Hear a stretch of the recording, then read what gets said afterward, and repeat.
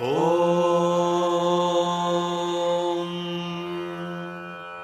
प्रातः स्मरामि गणनाथमनाथबन्धुम् सिन्धूरपूरपरिशोभितगण्डयुग्मम् उद्दण्डविघ्नपरिखण्डनचण्डदण्डम् आखण्डलादिसुरनायकवृन्दवन्द्यम् प्रातः स्मरामि गणनाथमनाथबन्धुम् सिन्धूरपूरपरिशोभितगण्डयुग्मम् उद्दण्डविघ्नपरिखण्डनचण्डदण्डम् आखण्डलादिसुरनायकवृन्दवन्द्यम् कलाभ्याम् चूडालङ्कृतशशिकलाभ्याम् निजतपः फलाभ्याम् भक्तेषु प्रकटितफलाभ्याम् भवतु मे शिवाभ्याम् अस्तोकत्रिभुवन शिवाभ्याम् हृदि पुनर्भवाभ्याम् आनन्दस्फुरदनुभवाभ्याम् नतिरियम् नमस्ते नमस्ते महादेव शम्भो नमस्ते नमस्ते कृपापूर्ण सिन्धो नमस्ते नमस्ते प्रसन्नात्मबन्धो नमस्ते नमस्ते नमस्ते महेश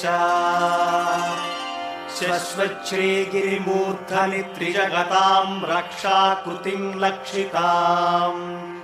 साक्षादक्षय सत्कटाक्षसरणी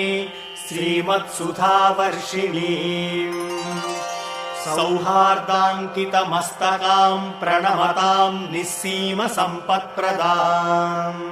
सुश्लोकाम् भ्रमराम्बिकाम् स्मितमुखीम् शम्भोः सखीम् त्वाम् नमः मातः प्रसीद सदया भव भव्यशीले लीलालवाकलितदैत्यकुलापहारे श्रीचक्रराजनिलये श्रुतगीतकीर्ते श्रीशैलनाथदयिते तव सुप्रभातम् शम्भो सुरेन्द्रनुत शङ्करशूलपाणे चन्द्रावतंस शिव शर्व पिनाकपाणे गङ्गाधर क्रतुपते गरुडध्वजाप्ता श्रीमल्लिकार्जुन विभो तव सुप्रभातम् विश्वेश विश्वजन सेवित विश्वमूर्ते विश्वम्भर त्रिपुरभेदन विश्वयोने फालाक्ष भव्य गुणभोगि विभूषणेश श्रीमल्लिकार्जुन विभो तव सुप्रभातम् कल्याणरूप करुणाकर कालकण्ठ कल्पद्रुम प्रसव पूजित कामदायिन् दुर्नीति दैत्य दळनोद्यत देवदेव श्रीमल्लिकार्जुन विभो तव सुप्रभातम् गौरी मनोहर गणेश्वर सेविताङ्घ्रे गन्धर्व यक्ष सुर किन्नर गीतकीर्ते गण्डावलम्बि फणिकुण्डल मण्डितास्य श्रीमल्लिकार्जुन विभो तव सुप्रभातम् नागेन्द्रभूषण निरीहित निर्विकारा निर्माय निश्चल निरर्गळ नागभेदिन् नारायणी प्रिय नतेष्टद निर्मलात्मन् श्रीपर्वताधिप विभो तव सुप्रभातम् सृष्टम् त्वयैव जगदेकदशेषमीश रक्षाविधिश्च विधिगोचरतावकीनः संहार शक्तिरपि शङ्कर किङ्करीते श्रीशैलशेखर विभो तव सुप्रभातम् एकस्त्वमेव बहुधा भवभासि लोके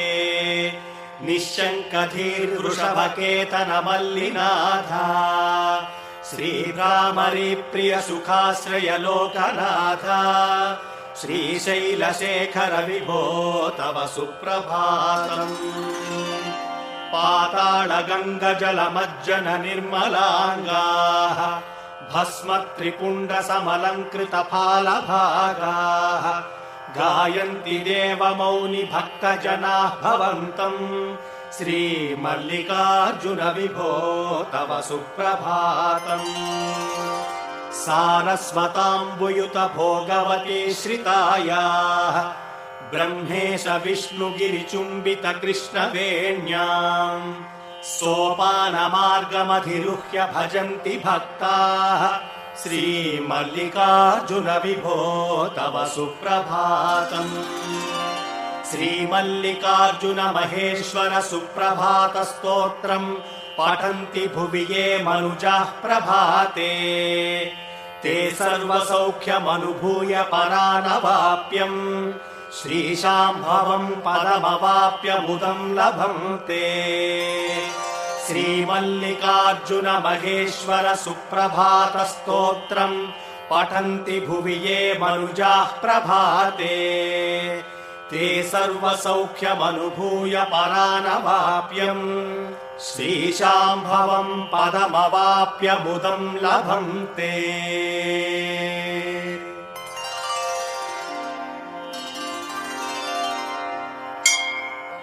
नमः शिवाभ्याम् नवयौवनाभ्याम् परस्पराश्लिष्टवपुर्धराभ्याम् नगेन्द्रकन्या वृषकेतनाभ्याम् नमो नमः शङ्कर पार्वतीभ्याम्। नमः शिवाभ्याम् वृषवाहनाभ्याम् विरिञ्चि विश्वेन्द्र सुपूजिताभ्याम् विभूतिपाटीर विलेपनाभ्याम् नमो नमः शङ्कर पार्वतीभ्याम्। अनघम् जनकम् जगताम् प्रथमम् वरदम् करशूलधरम् सुलभम् करुणाम्बुनिधिम् कलुषापहरम् प्रणमामि महेश्वरमेकमहम्। अमलम् कमलोद्भवगीतगुणम् शमदम् समदासुरनाशकरम् रमणीय रुचिम् कमनीय तनुम् नमः साम्ब शिवम् नतपातहरम् शिवम् शङ्करम् बन्धुरम् सुन्दरेशम् नटेशम् गिरीशम् महेशम् सुरेशम् दिनेशेन्दुनेत्रम् सुगात्रम् मृडानीपतिम् श्रीगिरीशम् हृदिम् भावयामि। भृङ्गी च नटनोत्कटः करिमदग्राही स्फुरन्नादवाह्लादो नादयुतो महासितवपुः पञ्चेषु नाचाधृतः षट्पक्षः सुमनो वनेषु स्वपुनः साक्षन्मदीये मनोराजीवे भ्रमराधिपो विहरताम् श्रीशैलवासी विभुः। सोमोत्तंस सुरपरिषदामेष जीवातुरीशः पाशच्चेत्ता पदयुगजुहाम् पुल्लमल्ली विकासः ध्येयो देवः प्रकटितवधूरूपवामात्मभागः श्रीशैलाग्रे कलितवसवतिर्विश्वरक्षाधुरीणः वीरम् पाणौ शिरसि तरुणोल्लासमेणाङ्कखण्डम् पार्श्वे वामे वपुषि तरुणीम् दुक्षुकारुण्यलीलाम् भूतिम् पाले स्मितमसि मुखे गाङ्गमम्भः कपर्दे बिभ्रत्प्रेम्णा भुवनमखिलम् श्रीगिरीशः सपायात्। श्रीशैले स्वर्णशृङ्गे मणिगणरचिते कल्पवृक्षालिसीते स्फीते सौवर्णरत्नस्फुरित नवगृहे दिव्यपीठे शुभार्हे आसीनः सोमचूडः सकरुणनयनः साङ्गसस्मेरवक्त्रः शम्भुः श्रीभ्रामरेशः प्रकटित विभवो देवता सार्वभौमः यो योगी वृन्द हृदयाम्बुजराजहंसी मन्दस्मितस्तुतमुखी मधुकैटभग्नी विघ्नान्धकारतटभेदपटीयसी सा मूर्तिः करोतु हि कुतुकम् भ्रमराम्बिकायाः कस्तूरी तिलकाञ्चितेन्दुविलसत्प्रोद्भासि पानस्थले कर्पूरद्रवमिश्रचूर्णकपुरामोदोल्लसद्वीटिकाम् लोलापाङ्गतरङ्गितैरतिकृपासारैर्नतानन्दिनीम् श्रीशैलस्थलवासिनीम् भगवतीम् श्रीमातरम् भावये राजन्मत्तमराळमन्दगमनाम् राजीवपत्रेक्षणाम् राजीवप्रभवादिदेवमकुटैः राजत्पदाम्भोरुहाम् राजीवायतपत्रमण्डितकुचाम् राजाधिराजेश्वरीम् श्रीशैलस्थलवासिनीम् भगवतीम् श्रीमातरम् भावये श्रीनाथधृतपालितत्रिभुवनाम् श्रीचक्रसञ्चारिणीम् गानासक्तमनोज्ञयौवनलसद्गन्धर्वकन्याधृताम् दीनानामतिवेलभाग्यजननीम् दिव्याम्बरालङ्कृताम् श्रीशैलस्थलवासिनीम् भगवतीम् श्रीमातरम् भावये उभौ दर्वीकुम्भौ मणिकनकसम्भावितगुणौ दधाना पाणिभ्याममृतरसमृष्टान्नकलितौ कणाभ्या कल्याणी कलितसदना श्रीगिरिशिखरस्य सौभ्रामर्यम्बा रचयितुमदिष्टार्थविभवम् उभौ दर्वीकुम्भौ मणिकनकसम्भावितगुणौ दधाना पाणिभ्याममृतरसमृष्टान्नकलितौ कणाभ्या कल्याणी कलितसदना श्रीगिरिशिखरस्य सौभ्रामर्यम्बा रचयितुमदिष्टार्थविभवम्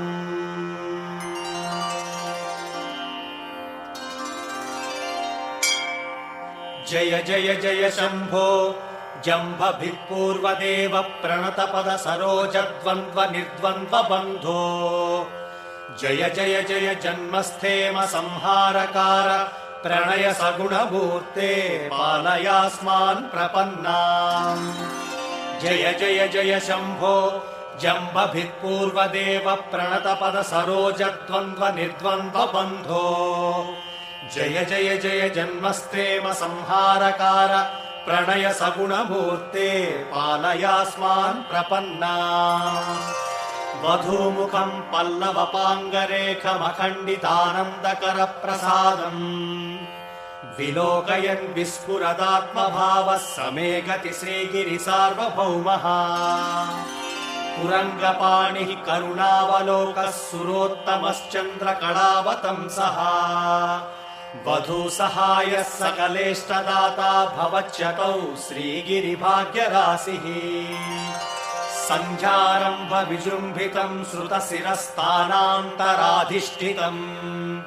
सप्रेमम् भ्रमराभिराममसकृतम् सद्वासनाशोभितम्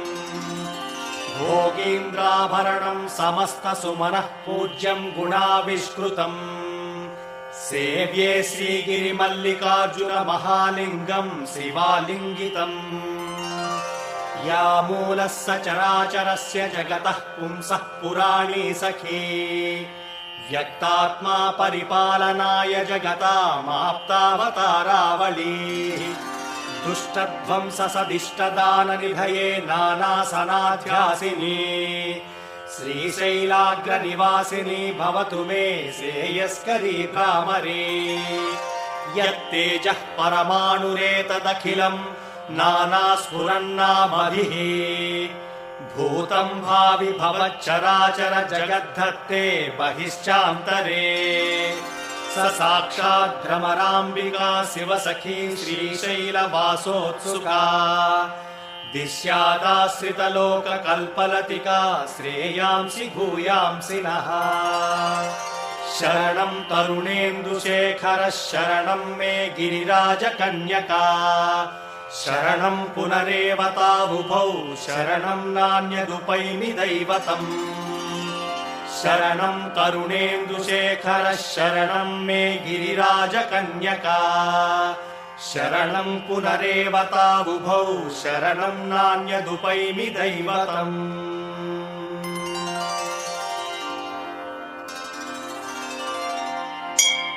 उमाकान्ताय कान्ताय कामितार्थप्रदायिने श्रीगिरीशाय देवाय मल्लिनाथाय मङ्गलम् उमाकान्ताय कान्ताय कामितार्थप्रदायिने श्रीगिरीशाय देवाय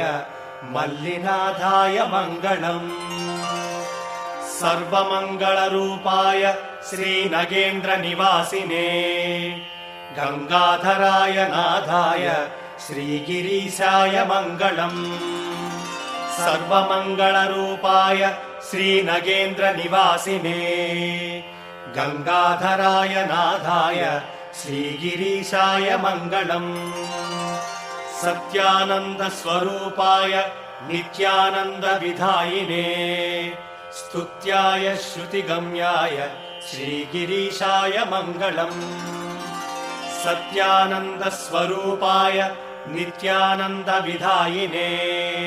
स्तुत्याय श्रुतिगम्याय श्रीगिरीशाय मङ्गलम्